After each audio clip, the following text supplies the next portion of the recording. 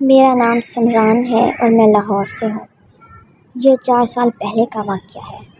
میں اپنے دوست کی شادی پر جانے کے لیے تیار ہو رہا تھا اور میرا چھوٹا بھائی علی حسن جس کو کسی دعوت پر جانا تھا۔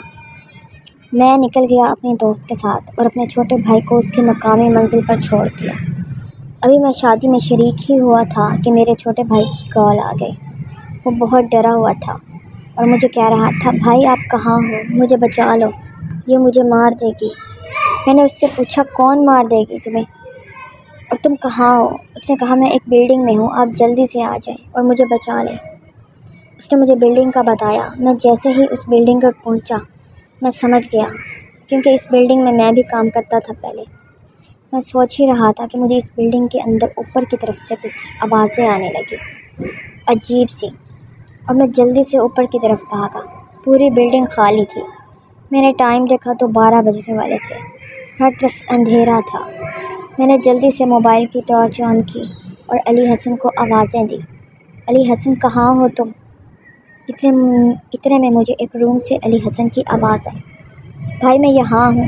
میں اس روم کی طرف گیا جہاں سے آواز آئی تھی اور پھر اس روم سے آگے 2 اور روم میں گیا، لیکن سب خالی تھے اور وہاں سے بہت ہی عجیب سی اسمیل آ رہی تھی۔ میں نے پھر آواز دی، علی حسن بولا، بھائی مجھے بچا لو۔ میں جلدی سے پھر تیسری روم سے ہو کر چوتھے روم کی طرف گیا۔ وہاں پر میں نے دیکھا کہ علی حسن بیٹھا ہوا تھا، بہت ڈرا ہوا تھا اور رو رہا تھا۔ میں نے جلدی سے اسے اٹھایا اور بولا، فکر نہ کرو، میں آ گیا۔ اس نے کہا، بھائی جلدی یہاں سے نکلو۔ میں نے کہا، بائک کہاں ہے آپ کی؟ اس نے کہا، بائک نیچے ہے۔ تو میں نے کہا، تم یہاں تک کیسے آئے ہو؟ تو اس نے کہا، پتہ نہیں میں یہاں تک کیسے پہنچا۔ میں نے کہا، چلو چلتے ہیں یہاں سے۔ جاتے وقت میں نے دیکھا کہ علی حسن کی ویسٹ کوٹ زمین پر پڑی ہے۔ میں نے اٹھائی تو اس میں سے بہت ہی گندی اسمیل آ رہی تھی، جسے سونگھ کر میرا دماغ سن ہو گیا۔ علی حسن نے بہت تیز عطر لگایا ہوا تھا ویسٹ کوٹ کو۔ میں اسے لے کر گھر آ گیا۔ 10 دن تک وہ نہ خود سویا اور نہ ہی مجھے سونے دیا اور نہ ہی والدہ کو۔ ساری رات علی حسن کسی سے باتیں کرتا رہتا تھا۔ ہمیں لگا کہ اسے کوئی ذہنی مسئلہ ہے، پھر بھی احساس ہونے لگ گیا اور ہم سب کو وہ مخلوق بھی تنگ کرنے لگ گئی۔ 4 سال ہو گئے ہیں اس بات کو۔ ہم نے علی حسن کا بہت علاج کروایا، لیکن وہ ابھی تک ٹھیک نہیں ہوا، ابھی تک پاگل ہے۔ وہ گھر کا سامان توڑ دیتا ہے، کئی دن تک سوتا نہیں ہے۔ جس جگہ کوئی بتاتا ہے وہاں ہم لے کر جاتے ہیں۔ ان کا بہت ہی اس کا علاج کروایا۔ وہ بھی کہتے ہیں کہ ہمارے بس کی بات نہیں ہے۔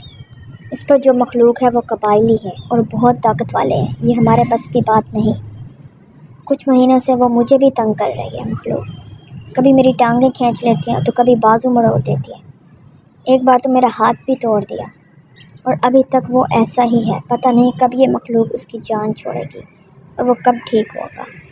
اور ہمیں ایک بزرگ نے بتایا کہ رات کے وقت بہت تیز خوشبو لگا کر کسی ویران یا خالی جگہ سے نہ گزرا کرے، کیونکہ آج جو علی حسن کے ساتھ ہو رہا ہے وہ کل کو کسی کے ساتھ بھی ہو سکتا ہے۔ اپنا بہت خیال رکھیں اور 5 وقت کی نماز پڑھا کریں اور قرآن پاک کی تلاوت کیا کریں اور اللہ کو ہر وقت یاد کیا کریں۔ اس طرح وہ مخلوق کسی کا کچھ نہیں بگاڑ سکتی۔ یہ تھا چھوٹا سا سچا واقعہ جو میں نے انہی کی زبانی آپ کو سنایا ہے، اور امید ہے آپ کو اچھا لگا ہوگا۔ اس طرح کے اور واقعات بھی میں آپ کے لیے لے کر آتی رہوں گی، اس لیے آپ ہمارے چینل کو سبسکرائب بھی کر لیں تاکہ ہماری ہر نیو آنے والی سٹوری آپ کو مل جایا کرے۔